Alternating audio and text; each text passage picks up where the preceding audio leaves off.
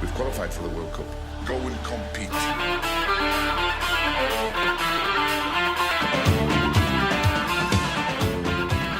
Cool. Is everyone good to go? I think so. Lovely. Who else is good to go is Marcelo Bielsa. Mm. We said this a while ago. We did say this a while ago that he needed to start changing his tactics or being open to, I don't know, not going full pelt the whole time. And what do you know? A year on, people are agreeing with us. He's a man who sticks to his principles, even though his principles drag him down into the mud. In some ways, you admire it. In other ways, you just laugh at him. Yeah, pretty much. I can go along with that. Yeah, I mean, the form is terrible. I have to say, again, kudos, Adrian. You did call this second season syndrome at the beginning of the year. I think they play the same as they did last year. They're just missing a few key players and they haven't got the performances. It's been a real spiral for Leeds. But, like, I mean, if your players are shit, you can't just keep playing the same way. If you don't have... Who are they missing? It's like Phillips Bamford. and Bamford are like the two main ones. Mm. Well, just stop playing the way you would with them. Just try something else. Don't just keep losing. They've lost, is it 6-0, 4-0, and 4-0 now? Yeah. It's crap. They might set a record for most goals conceded in a season. I don't know that, but probably. But it's a crazy amount of goals that they're shipping. And, I mean, even thinking a while back, City beat them. What was it, 7 goals? Was it 7-1 or 7-0? And they were 4-5-0 up at half time. And City took the foot off the gas completely. They didn't exactly, it wasn't as if like Leeds changed anything in the second half. They kept plugging on and kept just getting absolutely battered in the same areas. And I think that's probably what has been the end of Bielsa, is that stubbornness. I did enjoy the chaos that was his tactics in the Championship with Leeds, and when they first came up, it was refreshing to just see this gung-ho style of football. But there does, as a manager, there does have to be a point where you do need to display more than one style of football, and that's probably what's come undone for Bielsa right now. Yeah, it's worked to a point, and this is the point, and they need to fuck off now. That's it. Fuck off. Well, the relegation battle itself is very interesting. I mean, there's a lot of teams down there. Someone like Newcastle, perhaps even Burnley, throw into that conversation too, are starting to show form, whereas what I'd consider big teams like Everton and Leeds, and even like Brentford, who looked like after 5-10 games looked like they were going to stay up, are free falling.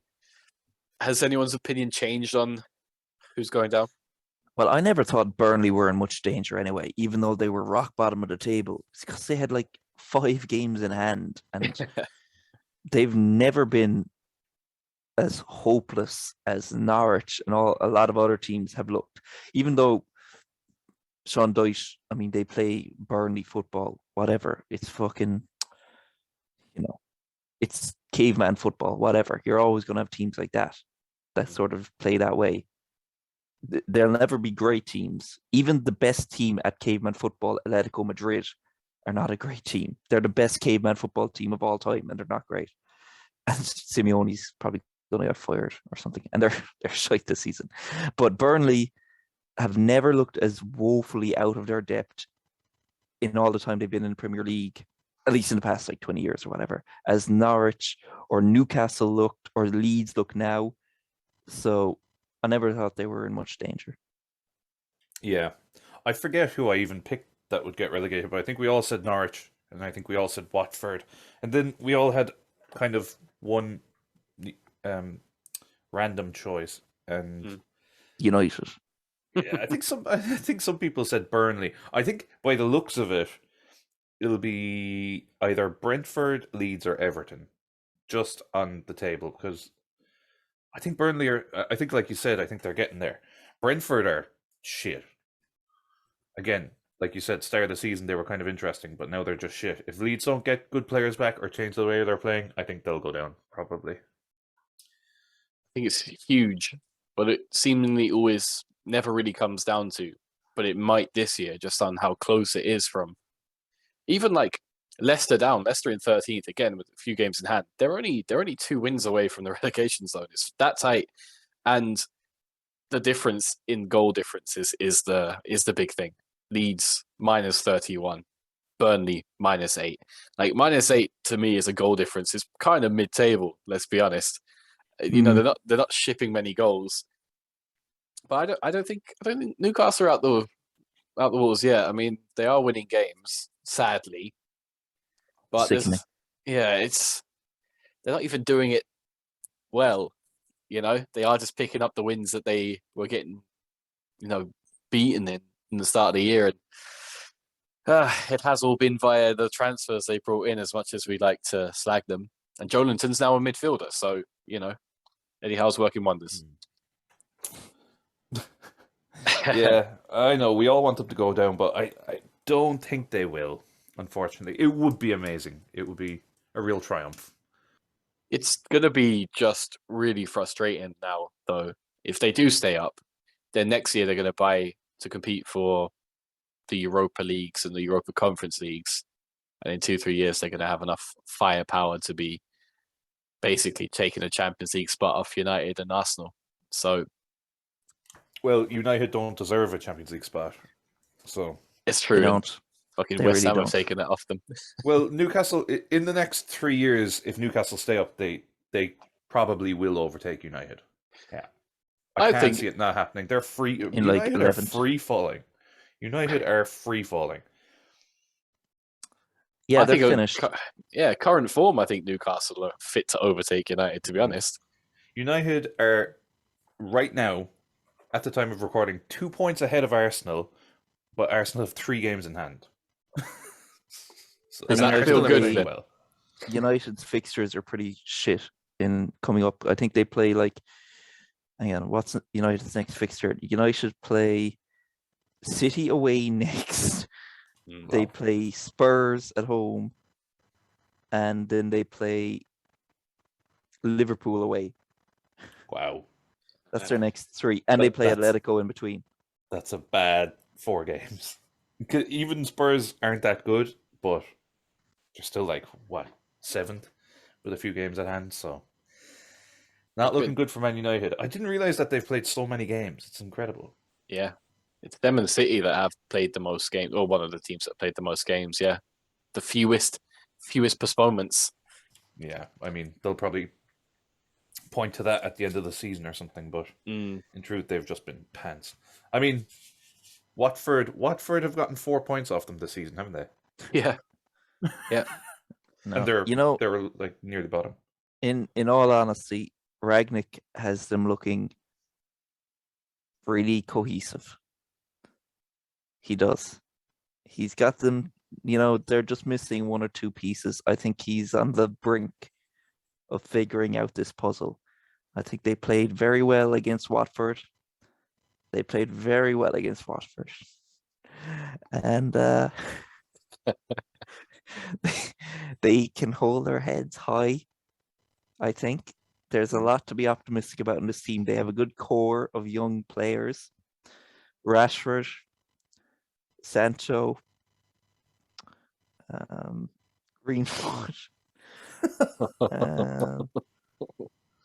There's optimism for the future in this team.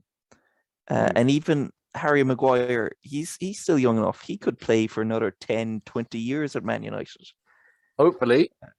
Yeah. Luke Shaw. I think United, their future is bright. And Ragnick is doing a better job than people think. The real bad thing about United is there's no one to bring in. There's we kind of laughed when Ragnick came in because, well, I hadn't heard of him. He's obviously not doing the job. Casual. So they'll have to get rid of him. And then they're talking about Pochettino, who's been a flop at PSG. He can't manage the dressing room there, so why could he manage the dressing room at United? On about your man from Ajax, go on, give him a go. Let's see what happens. Who else is there? Big Sam, Genuinely, I can't think of another decent manager that they could bring in. I have no idea. They must be Zidane. stumped. Oh yeah, they could bring him in. Why haven't they brought him in? He doesn't want to go? Probably not. Probably. So yeah, it's very desperate times. It's it reeks of Liverpool like 20 years ago. It does, but a Phoenix rose from the ashes there, and United, I think they've gone through their dark night of the storm. I think No. they've weathered it. Hard disagree. They went through hell. They went through hell these past few years. This they're going United fan down. base. Down. They will probably finish around 6th or 7th if they're lucky. I think they'll finish fourth. Ahead of Arsenal. No, Arsenal will finish third. Where are Chelsea finishing? Like seventh. No, they'll be fucking liquidated when Abramovich gets all his assets seized. That's true. Mm. They could be in trouble. Well, they're not actually, because he's just fucking jumped ship. Yeah. It seems he's jumped ship, but he's probably still going to earn all the money. I hope Chelsea know what they are. I hope they understand what they are from all this. Maybe we can join a Chelsea group and tell them what they are. I think they know, and that's the worrying part. Is they know that their fan base is filled with right-wing neo-Nazis. They support. That might be the worst thing. Yeah, like they Yeah. understand. It's not. They're not even deluding themselves into thinking they're a football team. Like they know. Yeah. This is the day before the League Cup final, and whatever happens, Liverpool are the true winners, because Chelsea shouldn't have ever won anything. There's an asterisk next to everything Chelsea have won since Abramovich came in. Yeah, the scum agree. History will look back on this and spit on anything Chelsea have won. Yeah, because I remember we'll all get together and spit on Chelsea's fucking trophy hall in the future. It should be a holiday. We can. The pandemic is over now, so we're able to spit on Chelsea fans. Yeah. Freedom Day has a whole new meaning. Yeah, but just remember back when Liverpool as a club got a load of stick about laying people off during the pandemic and stuff, and how a lot of clubs didn't. Liverpool got a lot of stick for that. And I mean, ahead of the final tomorrow, would you prefer a club that takes advantage of government payment schemes or be entirely funded by Russian blood money? Like, what are the levels here? Probably not enough is being made out of it.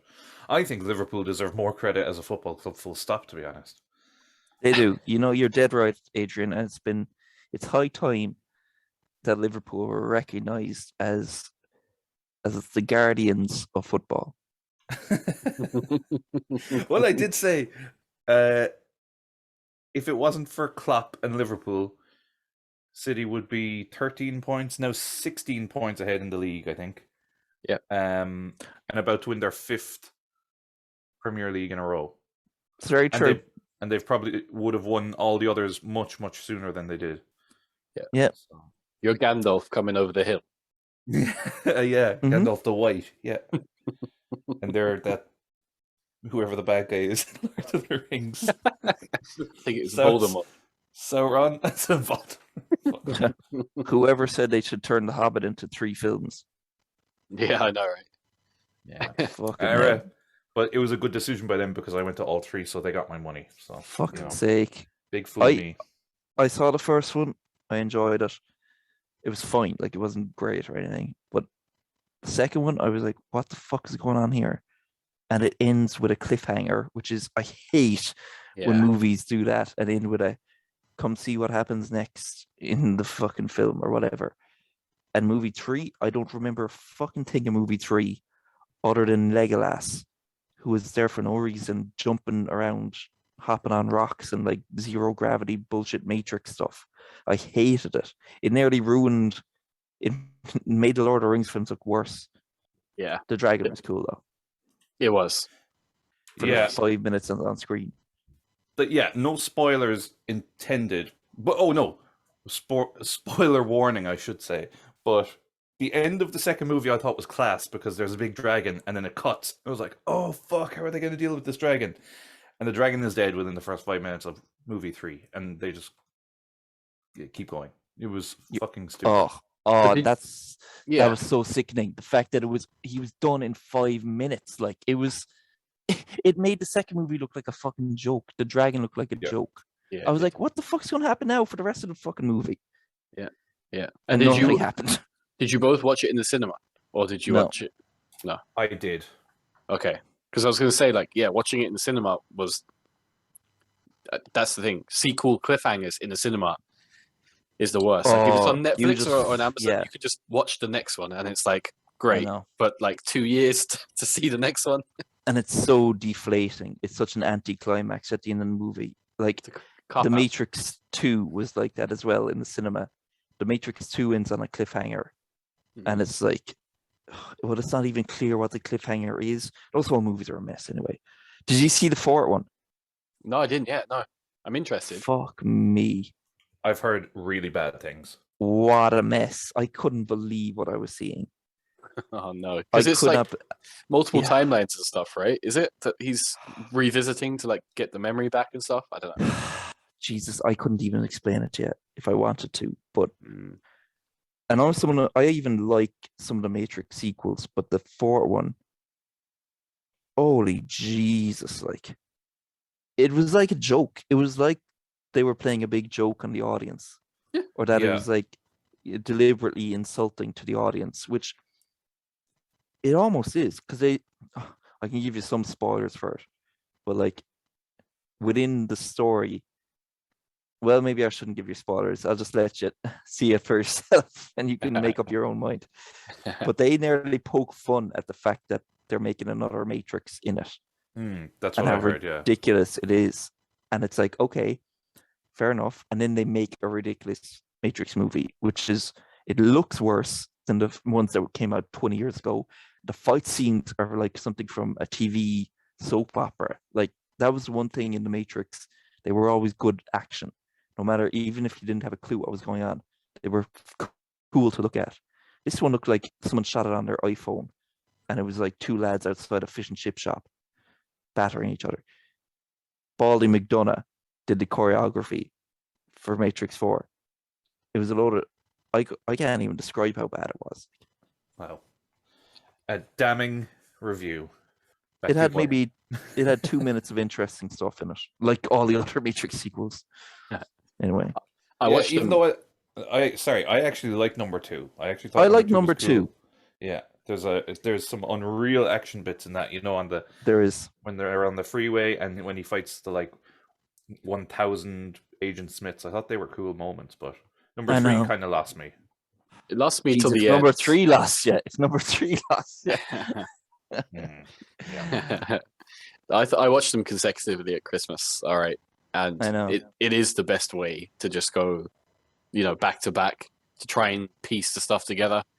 First one's great. The second one, like Adrian said, and then the third one, I thought was just really confusing until the face thing happens, and then I was like, oh, okay, so that's the whole theme here. But even then, it was a bit of a reach, Number 3, first one is a fucking stone cold masterpiece. It is so perfect. It's unbelievable how good that movie is.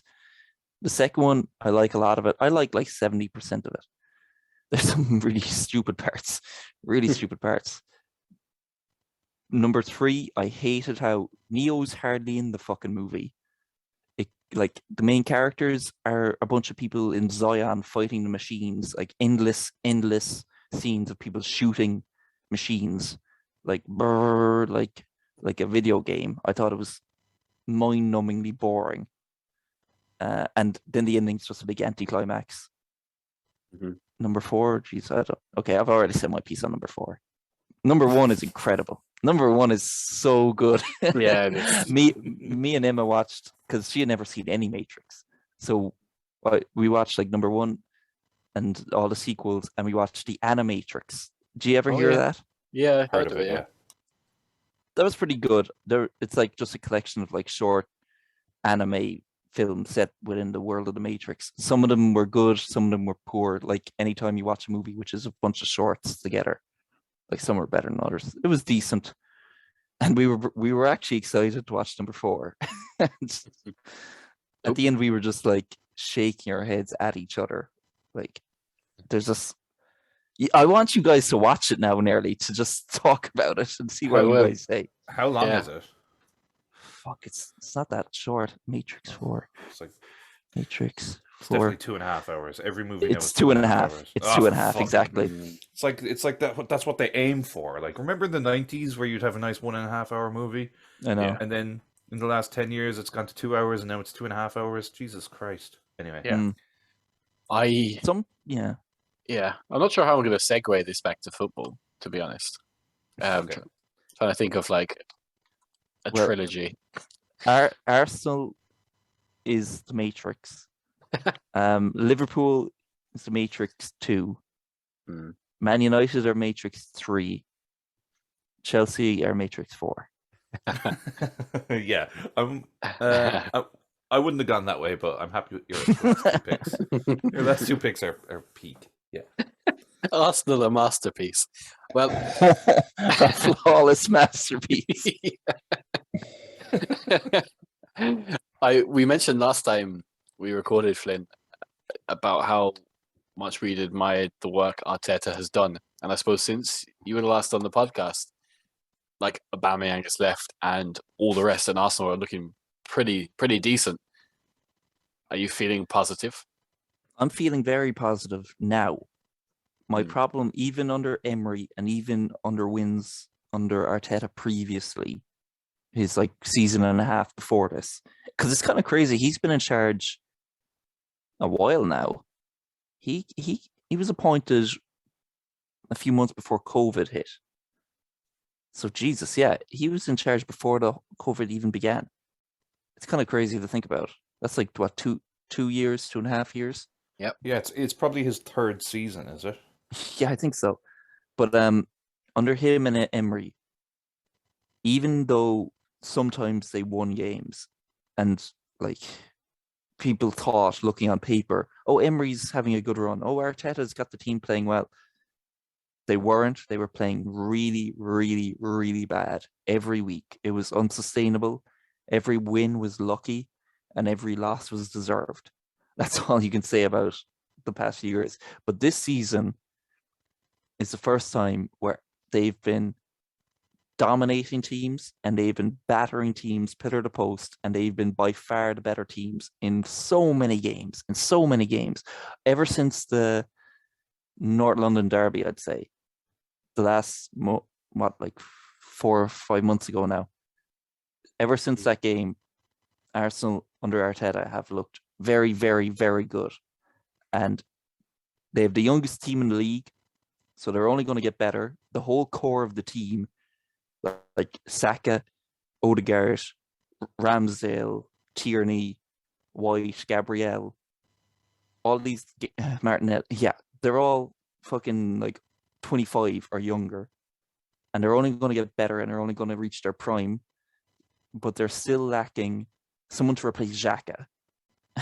And now they're lacking a centre forward. But if they can get those two signings, they could be a really, I know people don't want to hear me say Arsenal could challenge for league. They could challenge for the league next season. This team is improving so much week on week that I think a world-class midfielder and a good striker, you're looking at a very, very strong team. I would agree. I was just thinking, yeah, because it's midfield. I probably couldn't name 3 Arsenal midfielders right now. You've got Xhaka. Do you still have El Neni? Yeah, he's still there. Is he playing? No. Okay. So who's the other guy playing in no. midfield? Party. Oh, but who's the other guy that you got in? Oh, Sambi Lakanga. Lokanga, yeah. Yeah, he hasn't been playing that much. I mean, I really like Arsenal, and I like seeing them doing well, and I think I agree that they do have a really good team, and even I like seeing Lacazette do well, because seems like he's always in and out, but when he plays well, you know. But I can't Yeah. help but feel like there was a huge difference when we played Yi in the League Cup in terms of quality, in terms of like. That's true. That was a bad game for Arsenal. Was it? They got badly shown up against Liverpool. Liverpool have shown up Arsenal like every time they've played for the past 5 years. So I think we have to play again in the league coming up. So I think Yeah. that might be an interesting one. it might be. I don't know. I think just the way Liverpool play is just the worst thing for Arsenal to play against because one ball in the back and fucking Manny is in, and it's just bang, and that's it. But he's made some fucking cutthroat decisions. I mean, That's it. He's Aubameyang. cleared out half the team. Leno, like all these guys, we were all I like, know. Leno is one of the best keepers in the league, and he I fucked know. them off and got in Ramsdale. And even Aubameyang was not washed up, and he's proving that now because he's at Barcelona and he's scoring every week. And people are like, "Well, Arsenal missed out," and some Arsenal fans would even say it. Oh, Aubameyang was completely finished. Aubameyang was never completely finished, even this season when he was having an appalling season because he was missing sitters. And to miss sitters, you have to be in that position in the first place, and that's what he's always done. Is he's just been in the right spot at the right time, a bit like Ronaldo, and he just finishes really well. And this season he hasn't finished well, and people have been lambasting him and saying he's finished as a player. He offers nothing to the team.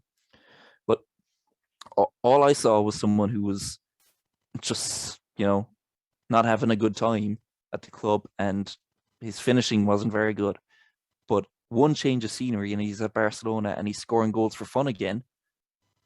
He was never completely finished as a player, which is, it's sad that he had to go, but Arteta, he wasn't getting on with Arteta, and he was turning up late, and Arteta was just like, nope, you're out. To Aubameyang, who was like, carried the team for 2.5 years, which is kind of crazy. Yeah, that's the thing I think I admired the most is that he hasn't let reputation or what seemingly was the Arsenal problem for a while. It was the end of the Wenger years and the Emery years too. Was that those cliques and that toxic, toxic groups of players. Arteta, like as a new manager, brand new manager. I mean, I'm sure he learned the trade of being a manager from his coaching days and his assistant manager time. But to come in and then within what we were saying there, it feels like a long time, but really in the space of football, he's turned around an entire squad in 2.5 years in what's that, like 5 transfer windows? And you're looking at a group of players that seemingly enjoy playing together, have respect for each other. And I'll repeat a point I said the last time, but the reactions you saw from the players when they were hard done by against City and when they beat Wolves, when they felt like everything was against them, shows you a good team. So if nothing else, Arteta has achieved that. That Wolves win was so huge to me watching it because they scored late. They scored in like the 83rd minute or something, an equalizer, and they were pushing for the whole game. And they got the late equalizer, and as soon as they get it, 2 or 3 players run to get the ball, and they're sprinting back with the ball to the midfield to put the ball down to get a winner. And I was like, fucking yes. You're like, it sounds weird to say, but not that long ago, you would have just been like, oh, we got the draw. Thank God we got the draw. But here it's like, fuck the draw. We're getting the win here. No matter what, we're better than this team and we're gonna beat them. And they did beat them. And I was so delighted that it happened. I was like, yeah, fucking yes. Fucking yes. I'm finally confident watching this team, and this team is confident in itself to go and get a winner at the very last second, pushing to the very last second to get the winner. I loved it. I fucking loved that result. That's my favorite result in years. Wow. That's good. That's good to hear. I think both Wolves wins this year have been pretty big victories for Arsenal, especially considering where Wolves are at the table. I think that we give the players and like Arteta a good bit of credit, and rightly so. But I don't think there's any coincidence that in the year that DT gets put behind bars for the scumbag he is, that this has turned around. Mm. It's something to be said that AFTV was, I guess, the origin point for this kind of online fan football vocal group of supporters with their social media presence, maybe. Are they responsible for all the fucking horrible shit social media football stuff we see today? Possibly. No, very much so. I mean, you look at what do they call it? Is it the Saturday Social on Sky Sports? And fucking hell, like how many weeks can they put out tier lists for stuff about football? Gee, it's the laziest content I've ever seen. Oh God. Whoever was hired for that show, some higher up said we need a show that appeals to social media crowd. And you can tell because the title of the show had the word social in it. And whenever you see a show that has the word social in it, it's someone who's probably 60 years old, never used a fucking iPhone in their life, just says, get me that social media crowd. And they pick the name. It's the same with, like, on RTE, they have, like, I forget, it's probably called a social as well. I think it's just called a social. It's like a social media based talk show or some shit. It's these people who don't understand how the internet works, trying to get an internet crowd, and they're like, what do people on the internet like? They love lists, tier lists. Let's fucking spam endless lists of like top 10 useless bullshit for next 5 years. Oh, we have like 2 viewers. Why is that? Because everyone's online instead of watching TV to see content that's made for online audiences. Anyway. Yeah, and everything. I don't even mind the lists and the tiering things. I actually think, for a quick 5 or 10 minute video, it's fine. The problem is they're trying to make it into a full program that's like 23 minutes or something. And they'll get on they won't get on like Jamie Carragher or someone useful. They'll get on some cross-eyed fuck who I've never even seen before to get him to rate like the best managers in the Premier League. Is like, I don't give a fuck what you think. That's my rant. I think the podcast title has written itself now. Put them under pressure, social. There we are. Yeah, we'll see. We'll see how that goes down. Yeah, the podcast tier list, and everything has to be ranked in green, yellow, or red because no one has the attention to know otherwise. Yeah. What does red mean? Arsenal. Yeah. Oh yeah, they do like A, B, C, D, E, and like green, yellow, orange. It's like, what does A mean? Oh, it's in green. That means good. Okay, got it.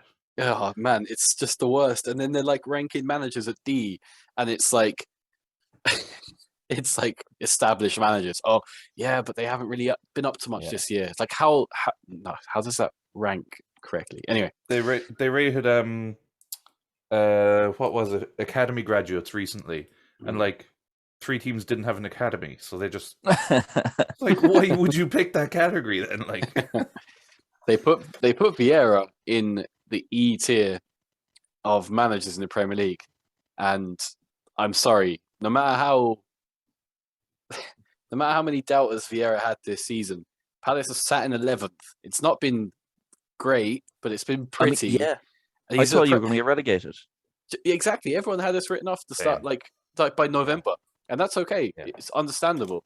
The club was, in a very tight crossroads, but yeah, E-list manager when we're sat in 11th, and they have the likes of fucking Brendan Rodgers then in like B when he's a point behind us. Well, look, we won't circle back on that. That's been put to bed, Flynn. That's it.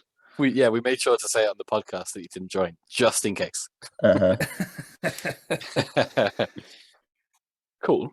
For football fans, I guess going to Anfield is on bucket lists, and it's it's known for having like a good atmosphere. And Adrian, you would have gone to a game recently in Anfield. How about you talk us through that? Yeah, it was the Liverpool Norwich game. It was 3-1. It was fucking amazing. Oh my god. I tried to keep my expectations level, you know, but it was way better than I could have ever thought it would be. It was so much crack. They came from a goal down, like went in at halftime and was like, oh, that was a bit fucking shit, like, because they weren't playing Alexander-Arnold, so I was like, they're not going to be able to create as much. It's going to be really shit. But went out at halftime or after halftime and was like, yes, all right, come on, they're going to do it, and then conceded like within a few minutes, and it was like, oh my god, I've come all the way over here. It was the weekend of the really bad storms, so like our flights were delayed. It was just a really miserable trip. And I was like, we've paid all this money, come all the way over here, and they're gonna fucking lose. But then there was just this like collective, I don't know. It was like Anfield was like, well, this can't fucking happen. And it was just like, it's just like, I can't explain it. It was just like the players were like, come on. And like Anfield was just like, come the fuck on, you can't do this to us. And they just went up a gear. They went up like 3 gears. Because I looked at the highlights after, and you don't really see what happens between their goal and the first Liverpool goal, but it was just a total change in dynamic.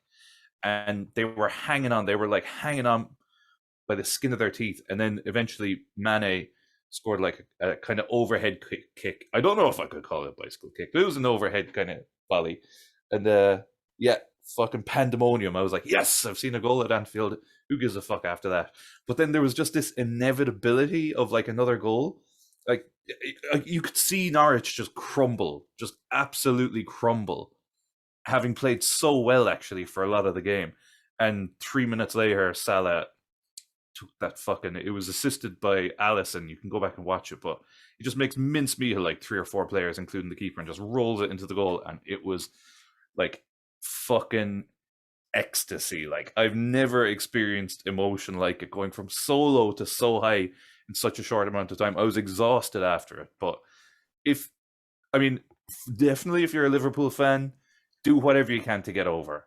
Even if you got to spend a lot of money, because I did have to spend a lot of money, but I couldn't put a price on that experience. It was fucking insane. And it was only Liverpool-Norwich. Like, imagine if you were there for a big Champions League game or something. It's insane. Also, I was told, well, my perception before I went over of Liverpool was that it was like really rough and really dingy and really shit. Dublin is a way shitter city than Liverpool, like 100 times over. Liverpool city centre is really nice. There's a lot of homeless, which we don't really have here, but they're right, like, I don't know, can you call them? They're like nice. They're like respectable. They're not like rough. They're like, do you have change? And you just say no, and then they're like, all right, have a good day. It's no big deal. The outskirts of the city is like kind of a bit not as nice. It's a bit more derelict and there's a bit more rubbish, but like there's rubbish on the streets of fucking Dublin every morning. So this perception or this idea that it's like rough or unsafe or something, I definitely didn't experience that. So there's a flight from Cork. It's only 50 minutes. If you can get tickets, fucking go. Because I'm definitely going to be trying to go again. It was insane. I'm delighted. Yeah, I know I said this to you in person, but like probably the best match experience you can get. Didn't feel like it at the time, I'm sure, but when you're at home, like, I suppose Liverpool chasing the title against the whipping boys, Norwich, to go a goal down and turn it around, even though at the time I'm sure it wasn't as pleasant, just for an experience, like that has to be what football's about, right? The full spectrum of emotion. Yeah, and at the time, Spurs still hadn't beaten City, so it was still like a 6-point gap. So it really didn't feel like it meant all that much. It was just this feeling of you're seeing one of the best Liverpool sides. You're seeing Salah score this amazing goal. You're seeing, and it was at our end as well, which was really nice.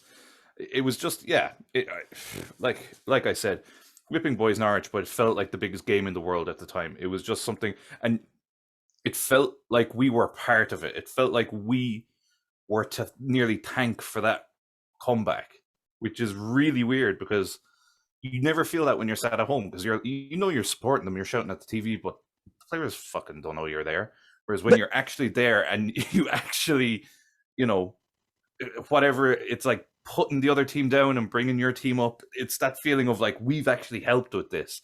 So then, the clap doing the fist pumps at the end really, you feel like you're part of it. It was actually such a fucking come down after was the worst thing, because I was like, now what? Then we just go back to the hotel and go get some food. And all night I was just like, that was fucking amazing. Also, a little tidbit was on the fucking way to Anfield, which was also a disaster. I fucked up and said we'd walk and we went the wrong way and it started pissing rain. But anyway, on the elevator down, we just hopped into the elevator and Sonia was wearing a Liverpool jersey, but I had my jumper zipped up. And the guy next to me, sure it was a 10-minute elevator ride. The guy next to me, I didn't really take much notice. I just noticed his jacket had like a little bird on it. And I was like, oh, weird. And then as he walked out, I got a glimpse of his face and he was kind of looking at Sonia and laughed, like kind of just chuckled to himself and walked out. And I was like, that was fucking Ozan Kabak, who was on loan at Liverpool last year, wearing a Norwich fucking jumper or whatever, because he was playing for Norwich. So he was obviously staying in the hotel and he must have thought like Sonia was a real shit Liverpool fan for not recognizing him. Yeah. Wow. Well, take that, Ozan. You don't need the ego. You're a 22-year-old millionaire, so. If he was thinking that, I mean, he needs to, take a real good look at himself. You are a nobody, son. Yeah. I honestly didn't even know he was at Norwich either. Yeah. Yeah, I he mean, didn't even play. He doesn't even play. Imagine not even playing for Norwich. And that's, dear. everyone thought Liverpool were having they missed one or two players. Liverpool had fucking Ozan Kabak at the back last year. And they're like, well, they missed one player. It's like, yeah. You substitute Van Dijk for Ozan Kabak and you're probably going to lose some games. Who was the other centre-back they bought at that time? They didn't buy Kabak, but they bought someone else. Question. Very Ben good Davis. question. Ben Davis, yeah. Not the Ben Davis. No, not the Spurs Ben Davis. He came from Preston, I think, and now he's gone on loan to Sheffield. Is it Sheffield United, I think? Yeah, he's not up to much. He's actually still only on loan, so they'll have to get rid of him. He's 26. Yeah. I don't know. Did he play one game? He might have played one game for Liverpool, but I don't think he did. I'm looking at his stats here now. No, he didn't play a game for Liverpool. Wow, literally 2 million down the drain. Like, it's only 2 million. Fuck it. That's it. Klopp wipes his haters' tears away with 2 million. Sure, that's probably what we got for the Super Cup or something. It's great.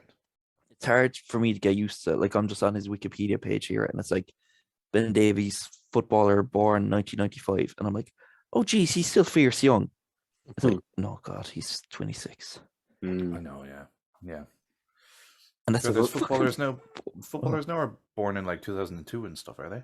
That's what I was going to say, is that Villa brought someone on today, and I just try to see if I can find the year he was born.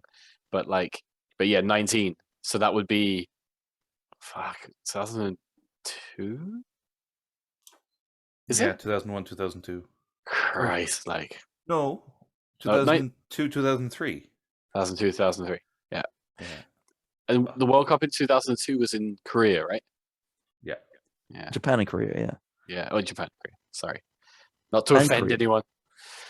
It was a shared World Cup. It was. So yeah, it's pretty mad now that there's players that are born in the 2000s in the Premier League. Yeah, they'll be joining our page where we talk about the good old days of the 90s and just pissing themselves laughing at us. Back in our day, handball used to mean when the ball hit your hand, not your fucking sleeve. Remember dial-up? You couldn't use the phone, and it made mad noise.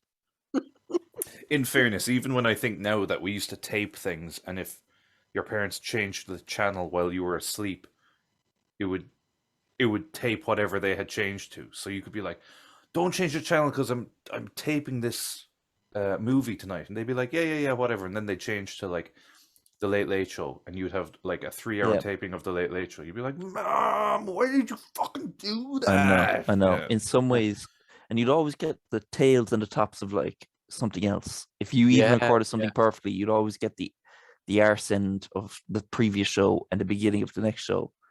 And as a kid, like my dad recorded a load of like the Godzilla cartoon on VHS for me, but it was on it was on like first thing in the mornings on, I think it was TNT or some weird channel. I don't know how we even got it because we didn't have Sky. How the fuck did we even get this? I can't even remember. I It was remember mad. something like that. It was like we had Cartoon Network for a few years as kids before it went over Yeah, to Sky. Yeah. yeah, something like that. But like at the start of every one of these, because TNT after like 9 o'clock, it turned into like not an adult channel, but a grown-up channel, like where it showed like actual movies, like old movies or whatever. So I would always get the arse end of black and white movies in my Godzilla VHSs, and they scared the shit out of me because a lot of them were like these old detective movies where someone dies at the end. It's like the loud opera music as like this shot detective wanders through the streets and then collapses and stuff. And years later, I would see these movies myself, and it would all come rushing back that I saw this ending. It's like the worst case of deja vu you could experience, where it's like this thing that you scared the shit out of me when I was 4. I saw it, and it's like, oh my god, this is that thing. This is where that scene is from, and it's just a really weird feeling to see that, because I used to think that I dreamed it, or that I didn't even remember it until I saw this, and it all came flooding back. Watching this as a kid, it was really strange. VHS was great. I mean, And it then- wasn't, but Yeah, it was a pain. But then I know. Sky Plus came and changed the world, right? Press the red button. yeah, pretty much. Yeah. It's amazing how quick I got like just left TV in the dust. Because as Yeah. a kid, I was like, if my parents asked, could you give up TV for Lent or something? I'd be like, I couldn't. I couldn't go 40 days without TV. Now I could go 40 years without watching TV. Like I wouldn't even have to think about it. Like, But nowadays, even if you're watching a physical TV, you're probably not watching like traditional TV on it. You're like hooking it up to the internet to watch YouTube or Netflix or something. Like it's Yeah. it's not even I close. wish it was more standard to have a keyboard, like a wireless keyboard for the Yes. TV now. Mm. Because the fucking effort of typing is on a TV screen. A B A looking, to type anything in. Yeah. It takes for fucking ever. Why aren't keyboards standard now? Or just voice recognition on the telly. I know. Yeah. You're so fancy. Yeah, I know, right? I'm fucking the modern day Steve Jobs. Let's just put it that way. Yeah. Because I stink and don't wash. Wow. You know that, right? He didn't. Yeah. Yeah. Yeah, okay. I heard that he used to watch employees in the canteen, and if they put salt and pepper on their food without tasting it first, he'd fire them. Because he was like, that just shows that, you don't have the mind to actually test things out yourself. You go on blind belief in like the expected social order or some bullshit like this. He was a nutter. Yeah. I'm not sure whether we want to breach the topic, but it was quite enlightening and warming to see the response of some Ukrainian players and some Premier League players today with all that's going on. The Russian invasion of Ukraine. That's going to have probably more than we think knock-on effect on the world of football. We're already starting to see it with the Champions League final being moved. And, Poland, I think, was one today saying that they're not going to play their playoff game against Russia. Crazy bit of business going on there now.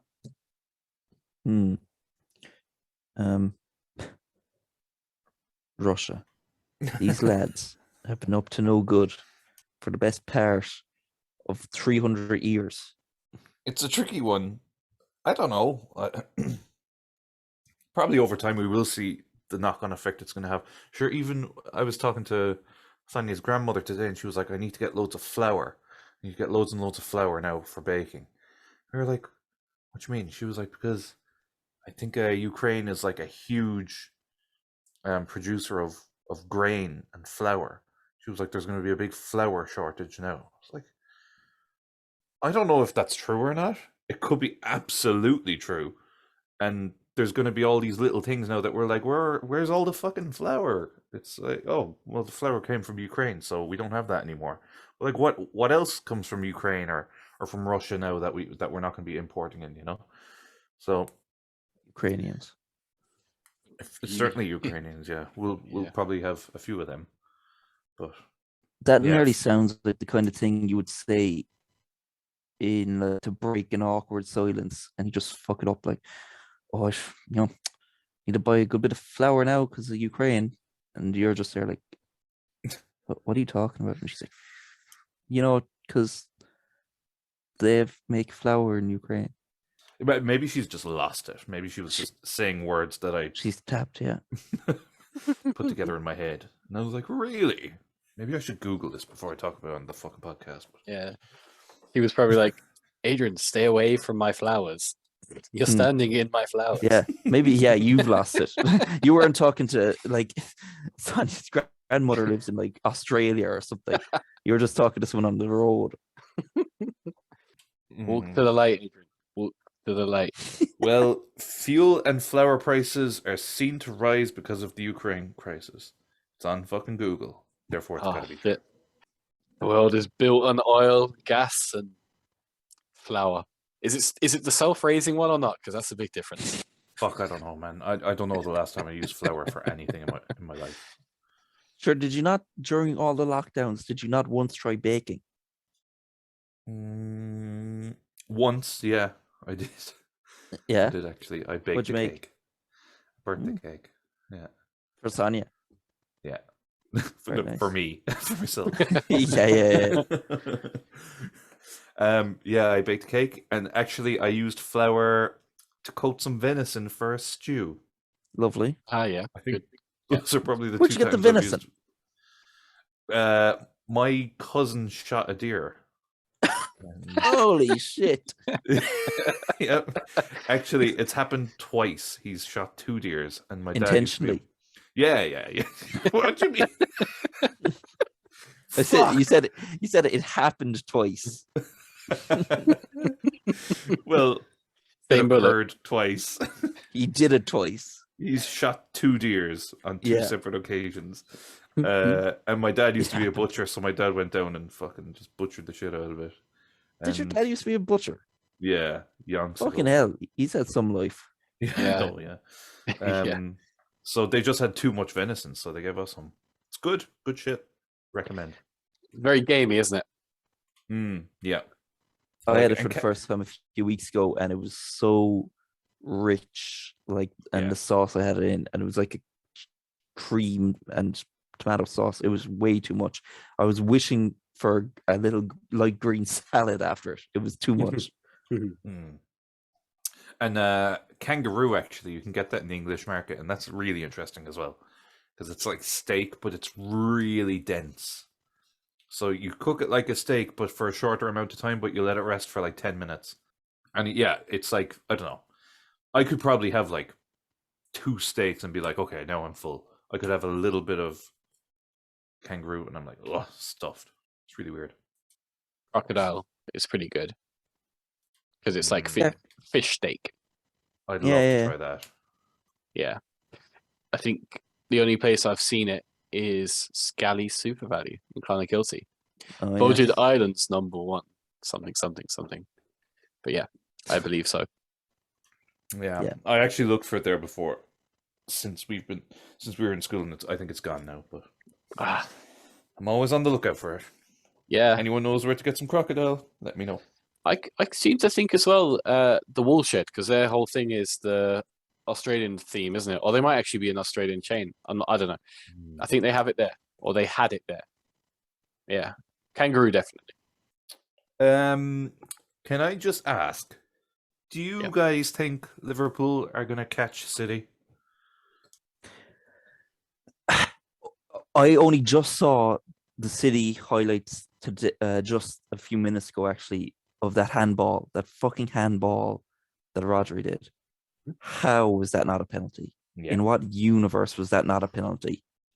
It's I the can't sleeve believe- thing, though, is it? That's probably the argument. Oh God, I don't know. I think If- also I saw somewhere, and I don't know if it's true, but Richarlison was offside on the build-up. Don't know if that's true or not, but that's why I saw somewhere. Okay, I literally only just saw a clip of the handball. But Yeah. to me, it just looked like Stonewall. Yeah, if they're saying it's not a handball, I mean, you could surely just grab the ball between your two upper arms and run it into the goal then, you know? That's exactly it. Yeah. Yeah. I mean, That's the thing with me with that penalty shout too. Is like, yeah, if that's the rule, that's cool. Because I remember do you remember the start of last season when everyone was getting a penalty for it? But those were like ridiculous. They were just getting like point blank, shots straight at them and not moving their hands out the way. Rashford was running into the box and flicking the ball up at defenders' hands, and Bruno would get the penalty. Yeah. This one, he had no player around him. He had his back. He was facing his own goal, back to every player, and he misjudged the bounce and just guided it back in with his forearm, like completely handball. But I mean, that doesn't really answer your question, Adrian. In the short, I would say yes. From what I think I've seen of City recently, it's been iffy. They're still in the Champions League, which Pep definitely wants more. I'd be safe enough to say. I'm sure he wants both.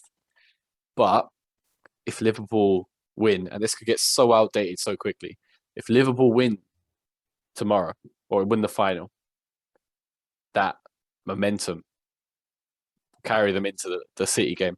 City game's actually still quite a while away.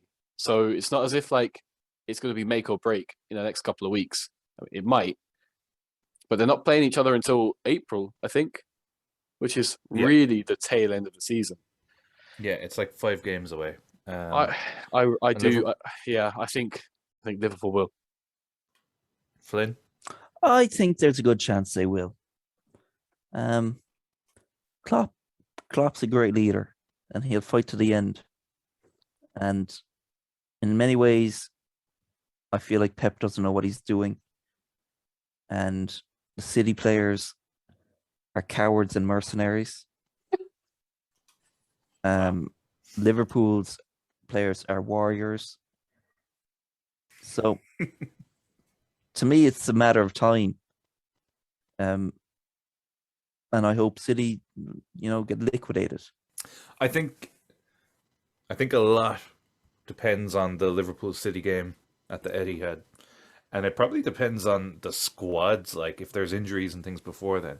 Liverpool, I think, have maybe like a slightly tougher run up until then. But if Liverpool can win that game, it's all to play for, I think. But a bit like you said, Kieran, if Liverpool win the League Cup tomorrow, and whoever's listening to this will know by now, if Liverpool win, momentum is on their side. And if they don't win, then, do you know what? It's only the League Cup. Like, who cares?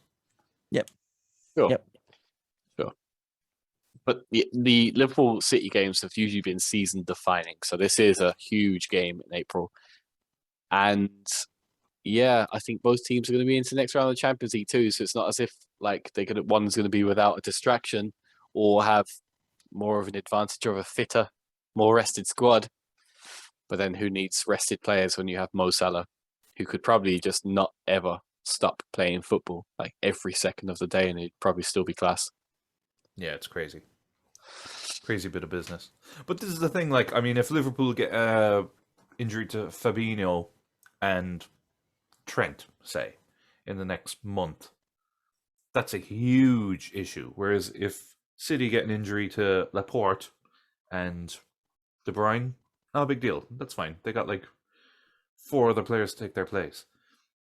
That's why it's so impressive what Liverpool do, challenging them every fucking year, in my opinion.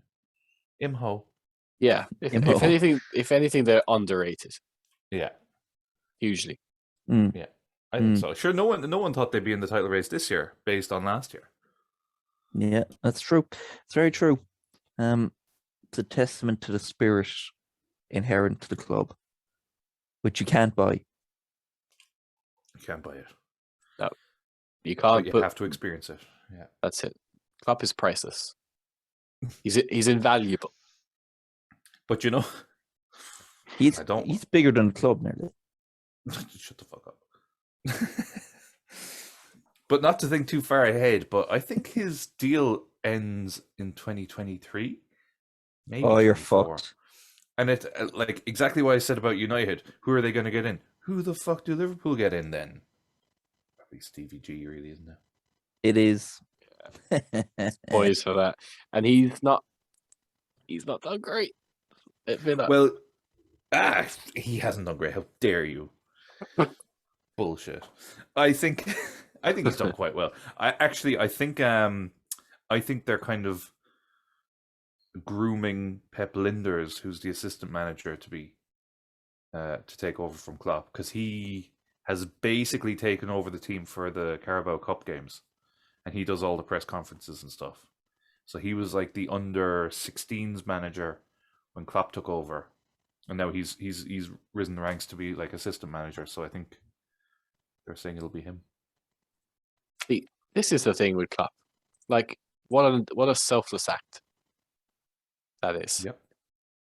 You know, a pure leader. And in that Norwich game that I went to, they switched from a 4-3-3 to a 4-4-2, and he came out afterwards and said that was Pep Linder's idea. So he's already given credit. He always dishes out the credit. He never takes it all on himself. He's very humble man. Yeah, It's a true sign of a leader. Yeah, it is. And we've definitely got all listeners turning off by now after this. So, yeah, great achievement, guys. It's true. Ronaldo is fucking horrible. He's a shite player at the moment. Shite person too. Well, we all knew that. Like, come on, should be in fucking prison. That's it. He's the Chelsea of football players. Easily. Why should he be in prison? Now we know why. Where to begin? Well, I thought he was very good to like give to charity and all that kind of stuff. And Oh God, they all say that. he's not. He, Yeah. he doesn't Show go to me the the US. books. He doesn't go to the US for a reason. He specifically doesn't go to Las Vegas for a reason. Well, look, yeah, he's 37. He's past it. I can't believe we were worried about him at the start of the season. Remember that? Yeah. No, I was not worried about this guy. He was never better than Messi. No, he wasn't. No, but he still scores a shit ton of goals. But even I'm seeing the stats of his Champions League performances this year, and he's got like, I don't know, 10 goals or something in the Champions League. Like, who gives a fuck? He's just not that good anymore. Sorry, lads. They all count for United nothing. just aren't that good anymore. He just perfectly personifies Man United as a club, really. Yeah. Old, on the decline, disgraceful, etc. I think that's a wonderful note to end the podcast on. Yeah, I don't think there's anything else I need to talk about. I mean, I don't hold much hope for Man United at all. Spurs. Anything to say on Spurs? Considering Conte was going to quit like 2 days ago, and then he's not. I hope Conte keeps pulling his hair out and brings Spurs back to where they belong, because they've had Mourinho. I can't even count how many managers they've had since Pochettino, but none of them can make it work. They're getting worse year on year on year. They're getting older. They're losing good players. They're not losing good players. Players are turning to shit. All their signings have been flops. Harry Kane's probably on his way out the door. Heung-min Son is their only good player, and he's the dirtiest fucking player in the league. He should never be allowed to play football again. Terrible player. Yeah, I hate Spurs. Yeah, a real piece of shit, I hear as well. So, yep. A real piece of shit. I think him and Lloris are too, right? Because I know they went at it on the pitch, but the more Spurs games I see, the more times I see Lloris like really getting in the face of people like Dyer and that. They don't seem like they're a happy bunch. And I mean, who would be? You're playing for Spurs. It's literally the definition of not making it. They had their chance with that Champions League final, and they bottled it. That's Oops. Oopsie. Oh well. What? Oh well.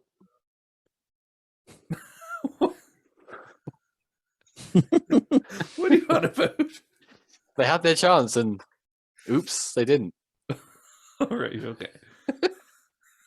Just sounded like you were saying something else there. I was like, what? I thought I had made a whoopsie. I thought I said something I shouldn't have. All right, no. Oh, yeah. You're free to Yeah, no. speak without judgment. Yeah. Fuck Spurs. Grad, Yeah. we'll leave it there. Yeah. God, I hate Okie Spurs. dokie. Yeah. Fuck Spurs. Up Chelsea. Ukraine. Yeah. You'll never walk alone. You'll never walk alone. You've been listening to the Put 'em Under Pressure podcast. For more of our content, make sure that you follow us on YouTube, Spotify, and Facebook. Outro music.